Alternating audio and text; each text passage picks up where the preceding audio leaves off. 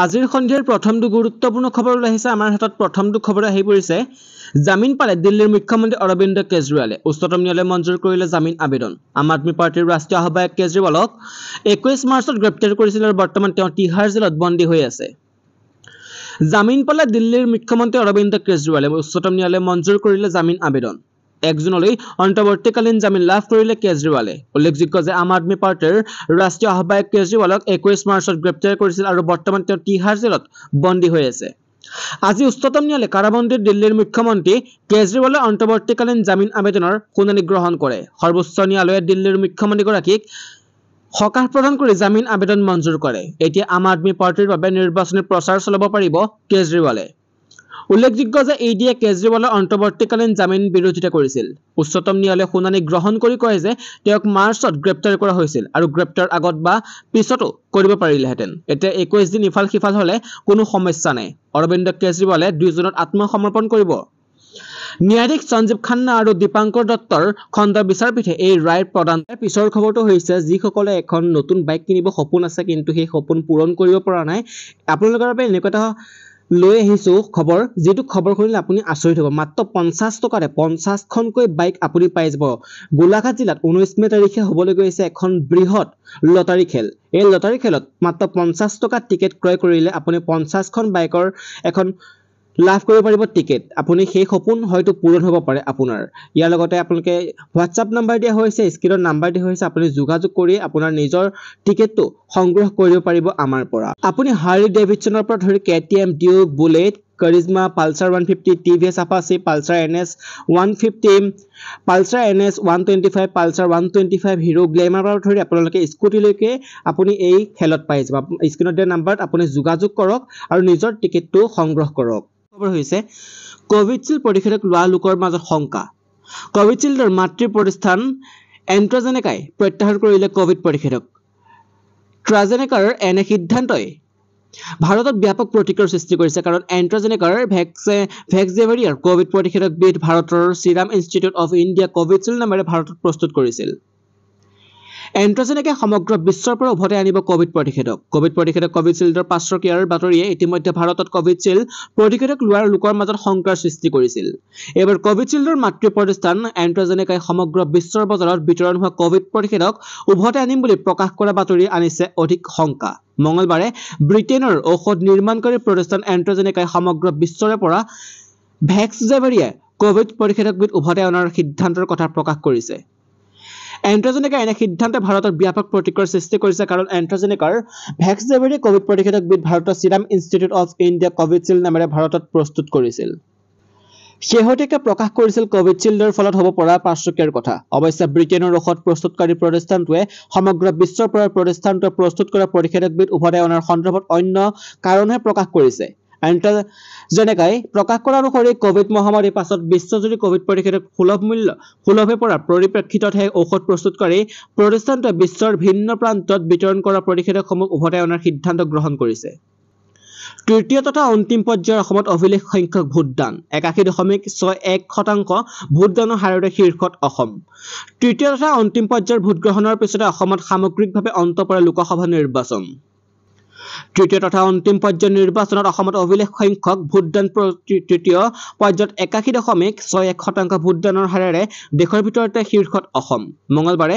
তৃতীয় তথা অন্তিম পৰ্যায়ত অসমৰ 4টা সমষ্টিত অনুষ্ঠিত হৈছিল ভোটগ্ৰহণ গুৱাহাটী বৰপেটা ধুবুৰী আৰু কোকৰাঝাৰ সমষ্টিত অনুষ্ঠিত হৈছিল নিৰ্বাচন ধুবুৰী সমষ্টিত সৰ্বাধিক 92.68% ভোটদান সাব্যস্ত হয় ইয়াৰ লগতে গুৱাহাটীতো অভিলেখ সংখ্যক 75.67% ভোটদান হয় বৰপেটা সমষ্টিত 82.2% ভোটদান হোৱাৰ লগতে কোকৰাঝাৰত ভোটদানৰ হাৰ 80.44% উল্লেখ্য যে এইবাৰ প্ৰতিকূল বতৰৰ মাজতে হেলদোল ভাঙি ভোট দিবলৈ ওলাই আহিল ৰাইজ ইফালে তৃতীয় পৰ্যায়ত বিহাৰত ভোটদানৰ হাৰ 58.18% ছত্তীশগড়ত ভোটদানৰ হাৰ 71.06% গোৱাত 75.20%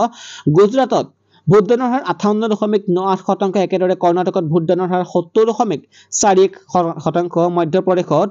ভোটদানৰ হাৰ 66.05% মহাৰাষ্ট্ৰত ভোটদানৰ হাৰ 61.44% উত্তৰ প্ৰদেশত ভোটদানৰ হাৰ 57.34% আৰু পশ্চিম বংগত ভোটদানৰ হাৰ 75.79% ৰাজ্যৰ ৯৪খন বিদ্যালয় বন্ধৰ সিদ্ধান্ত প্ৰত্যাহাৰ দাবী নিৰ্বাচনৰ মাজতে চৰকাৰে গ্ৰহণ কৰিছে জনবিৰোধী সিদ্ধান্ত বিদ্যালয় বন্ধ বিৰুদ্ধে আপৰ গৰ্জন যি সময়ত ৰাজ্যৰ একাংশ শিক্ষানুষ্ঠানৰ আন্তঃগাঁথনি নিৰ্মাণৰ নামত সমগ্ৰ শিক্ষা অভিযানে শ শ কোটি টকা ব্যয় কৰিছে সেই সময়তে জনসাধাৰণৰ স্বাৰ্থ বিপৰীতে গৈ অসম চৰকাৰে বিভিন্ন অজুহাত হাজাৰ হাজাৰ চৰকাৰী বিদ্যালয় বন্ধ কৰাৰ নিৰ্দেশ জাৰি কৰিছে চৰকাৰী বিদ্যালয়ত নামভৰ্তি হাৰ বৃদ্ধি কৰাৰ পৰিৱৰ্তে শিক্ষা বিভাগে বিদ্যালয় বন্ধ কৰি দিয়াৰ টগলকি কাণ্ড সংঘটিত কৰিছে আজি মহানগৰী গণেশগুৰিস্থিত আম আদমি পাৰ্টিৰ কাৰ্যালয়ত দলক ৰাজ্যিক সভাপতি ডক্টৰ ভৱেন চৌধুৰীয়ে এক সংবাদমেলযোগে ৰাজ্য চৰকাৰৰ বিৰুদ্ধে এইদৰে সৰব হয় মুখ্যমন্ত্ৰী ডক্টৰ হিমন্ত বিশ্ব শৰ্মা শিক্ষামন্ত্ৰী ডক্টৰ ৰণোজ পেগুৰ লগতে ৰাজ্যৰ শিক্ষা বিভাগে চৰকাৰী শিক্ষা ব্যৱস্থাত সংকৰ গৰাহলৈ ঠেলি দিয়া বুলি অভিযোগ উত্থাপন কৰে আপ অসমৰ সভাপতিজনে ডক্টৰ চৌধুৰীয়ে কয় অসমবাসীৰ স্বাৰ্থক জলাঞ্জলি দি মুখ্যমন্ত্ৰী ডক্টৰ হিমন্ত বিশ্ব শৰ্মা চৰকাৰে পুনৰ ৯৪খন বিদ্যালয় বন্ধৰ নিৰ্দেশ জাৰি কৰিছে এই বিদ্যালয়সমূহৰ ভিতৰতে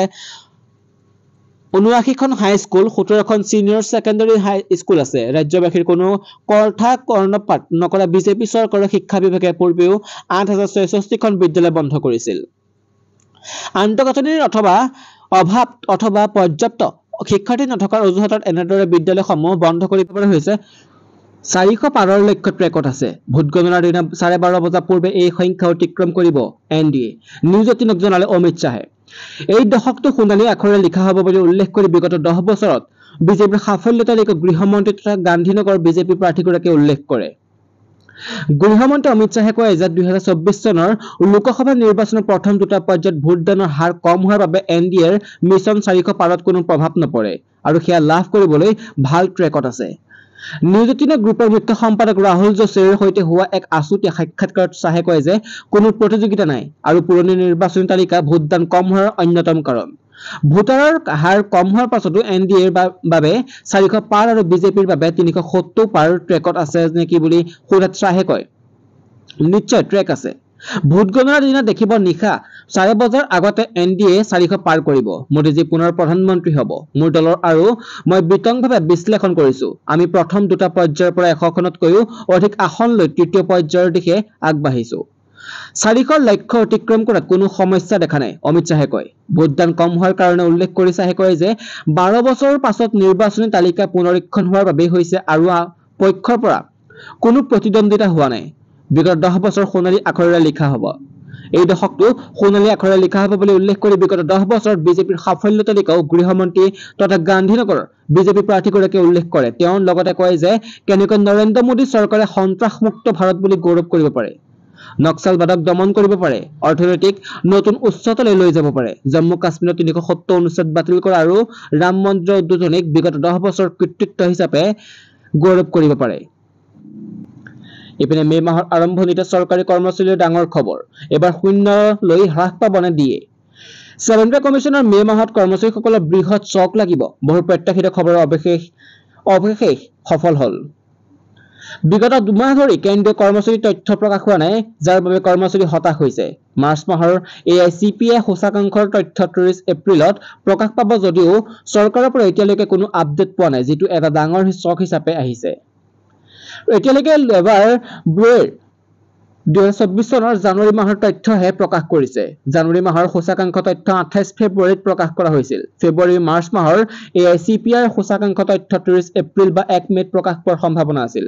যদিও সেয়া নহল যিটো কৰ্মচাৰীসকলৰ বাবে এক ডাঙৰ জোকাৰণি হৈছে বিবেচিত এতিয়া বিষয়টো হৈ কৰ্মচাৰী মনত বহু ধৰণৰ বিভ্ৰান্তি আৰম্ভ হৈছে কিছু খবৰ অনুসৰি ফেব্ৰুৱাৰী মাহৰ চিপিআইডব্লিউৰ তথ্য এতিয়াও লেবাৰ ব্যুৰোৰ ওপৰত উপলব্ধ হোৱা নাই ইয়াৰ বাবে লেবাৰ ব্যুৰো একেখিনি মুকলি কৰিব পৰা নাই তথ্যৰ বাবে আপডেট কৰি থকা কৰ্মচাৰীসকলে লেবাৰ ব্যুৰোৰ ৱেবছাইট নিৰীক্ষণ কৰি আছে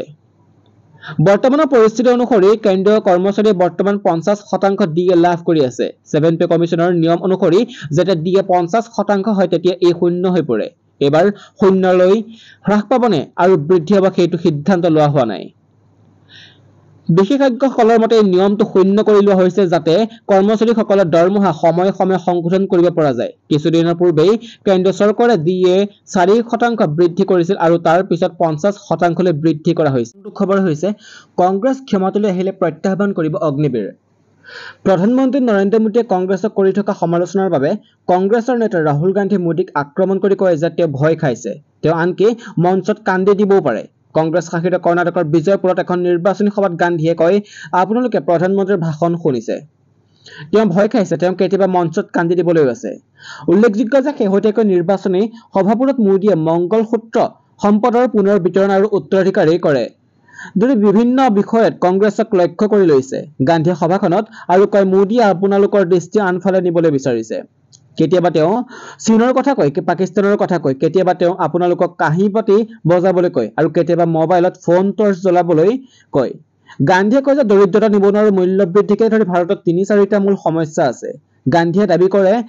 যে কেৱল কংগ্ৰেছে নিবনুৱা সমস্যাৰ সমাধান কৰিব পাৰিব, মূল্যবৃদ্ধি নিয়ন্ত্ৰণ কৰিব পাৰিব। তেওঁ অভিযোগ কৰে, মোদীয়ে দুখীয়া মানুহৰ ধন লুণ্ঠন কৰি কিছু বিলিয়নেৰে সৃষ্টি কৰিলে। ভাৰতত 22 জন লোক আছে যাৰ সম্পত্তি দেশৰ 70 কোটি লোকৰ সম্পত্তিৰ সমান। মাত্ৰ 1% হাতত দেশৰ 40% সম্পত্তি আছে। কংগ্ৰেছৰ নেতাজনে প্ৰতিশ্ৰুতি দিয়ে যে যদি কংগ্ৰেছ ক্ষমতালৈ আহে তেন্তে দলে অগ্নিবীৰ আঁচনি প্ৰত্যাহাৰ কৰিব। গান্ধীয়ে কয়, নৰেন্দ্ৰ মোদীয়ে সেনাৰ চাকৰি ভাৰতক যুৱক-যুৱতীৰ পৰা কাঢ়ি নিলে। তেওঁ অগ্নিবীৰ আঁচনি আনিলে, যিটো ভাৰতীয় সেনা আৰু জোৱানৰ বাবে অপমান। আমি ইয়াক প্ৰত্যাহাৰ কৰিম। গান্ধীয়ে GSTক সমালোচনা কৰে। তেওঁ কয় যে GSTৰ অধীনত 5টা বিভিন্ন ধৰণৰ কৰ আৰোপ কৰা হৈছে।